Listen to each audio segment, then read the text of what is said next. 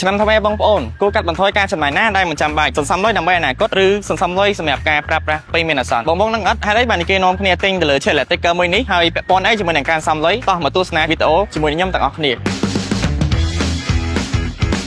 ហើយដើម្បីទៅចំណាយសាំងបើគ្រាន់តែរងចាំភ្លើង stop បើកដំណើរការប្រព័ន្ធ auto start stop ដែលមាននៅលើរថយន្ត Electric របស់លោកអ្នកនឹងជួយសន្សំចៃបានមួយភាពនៅពេលដែលរថយន្តជប់ម៉ាស៊ីននឹងផលិតដោយសភាពវត្តពេល stop queue គ្រាន់តែកងហ្គារថយន្តនឹងទៅមុខជាធម្មតាធ្វើដំណើរញឹកញាប់ជាមួយនឹងរថយន្តមិនចំណាយច្រើន Electric ជារថយន្តដែលបំពាក់ទៅដោយម៉ាស៊ីន turbo ស្ទុះខ្លាំងអ្វីដែលកាន់តែពិសេសគឺសាំងតិចមែនទែនត្រឹម5លីត្រទៅ5លីត្រកន្លះប៉ុណ្ណោះស័ក្តិសមសម្រាប់ការធ្វើដំណើរផ្លូវឆ្ងាយទាំងក្នុងក្រុងនិងតាមខេត្តហើយដើម្បីទៅចំណាយលុយច្រើនទៅលើការបង់ពន្ធផ្លូវបើអ្នកទាំងអស់គ្នាមានសិទ្ធិក្នុងការជ្រើសរើសរថយន្តដែលទំនើបហើយបង់ពន្ធទាបដូចជា Electric នេះបងប្អូនចំណាយលុយត្រឹមតែ 150,000 រៀលតែប៉ុណ្ណោះសម្រាប់ការបង់ពន្ធផ្លូវជាប្រចាំឆ្នាំ